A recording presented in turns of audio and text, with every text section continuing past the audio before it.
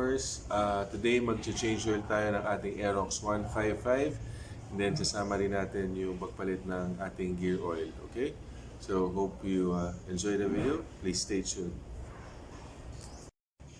Alright, so mga Kayamers, bago tayo mag-start magpalit ng ating motor oil at gear oil, papakita ko muna sa inyo yung mga tools na kailangan natin, okay?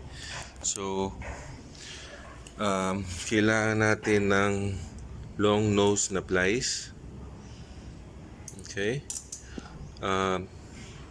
12mm na socket wrench, yan, 12mm, and then 17mm na socket wrench, okay, and then kung meron kayong anything na pangsalo ng ating used motor oil at gear oil, okay.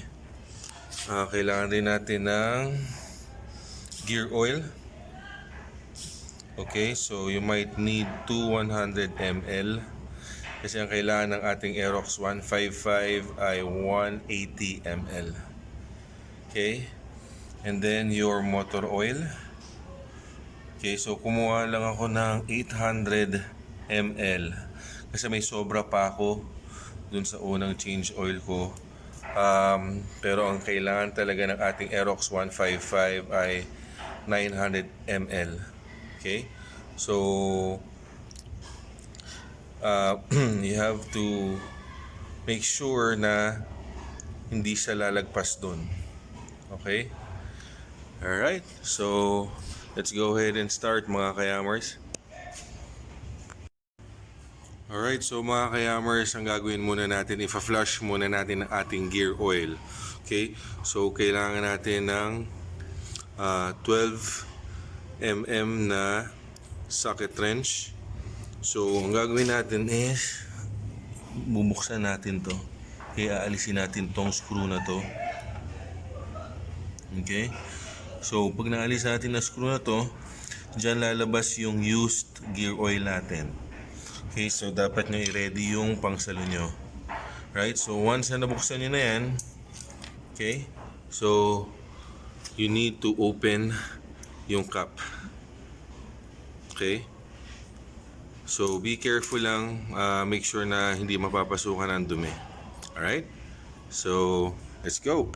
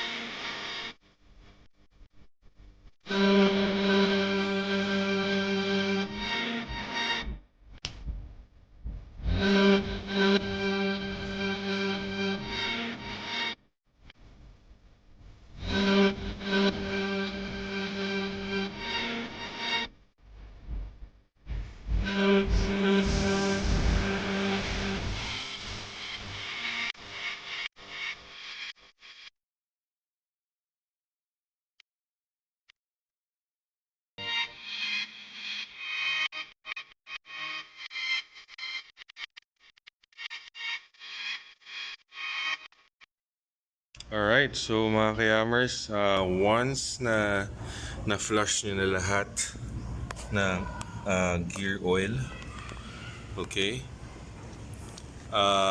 gawin nyo lang, ibalik nyo muna yung screws or yung screw dito sa labasan ng ating gear oil, okay. So, ito siya. Okay? So, make sure before na ilagay nyo ulit siya, linisin nyo munang maigi. Okay? And then afterwards, pag nalagay nyo na siya doon, lagyan nyo na ng bagong gear oil dito. Okay? So, again, ang kailangan natin ay 180 ml. Alright? Let's go!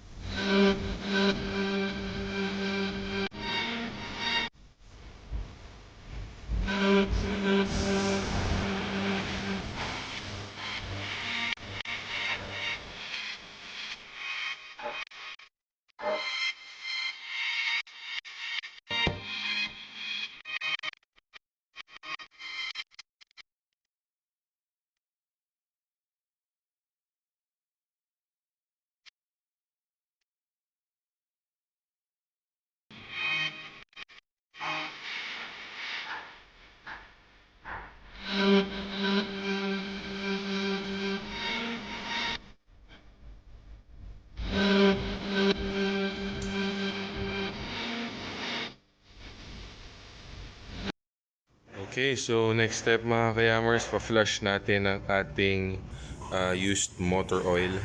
Okay, so kailangan natin dito yung 7mm socket wrench at 12mm socket wrench. Okay?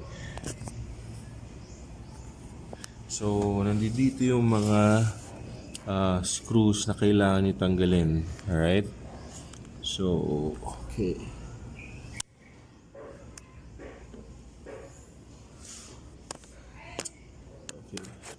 Ayun mga ka-hammers. Okay. So, dito yung 17 at dun sa kabila naman yung 12. Okay. So, pwede natin itong una buksan. Ito muna para ma-flush natin yung motor oil. Okay. And then, itong isa, yung sunod, nandito kasi yung oil filter. Okay. So, para at least malinis rin natin yung oil filter. Alright? So, okay mga kayamers, let's start!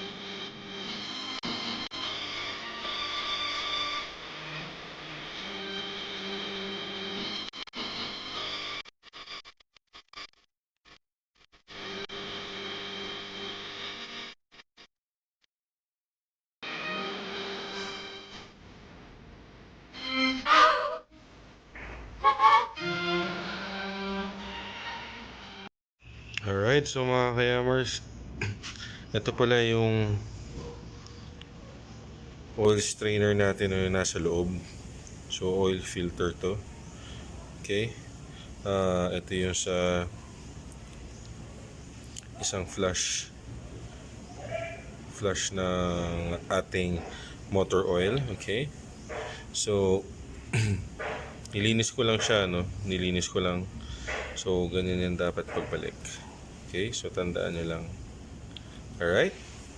So ito yung sa isang flush natin. Okay, so stay tuned.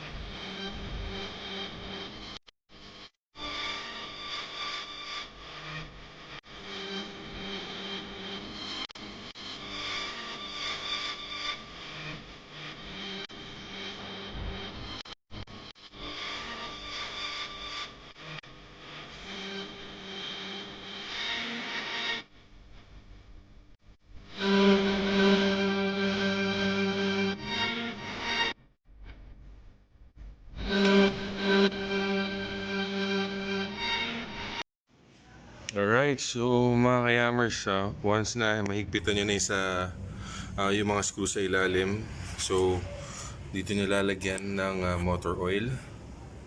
Okay, so again, make sure na it's not over 900 ml. Okay, so pwede kayong gumamit ng yung parang embudo para at least hindi masayang yung oil nyo, kasi baka mamaya tumulo habang habang nilalagay nyo, no? Okay, so yun. Alright, so that's all for today mga kayamers. So please don't forget to like, share, and subscribe. Okay, thank you, peace out.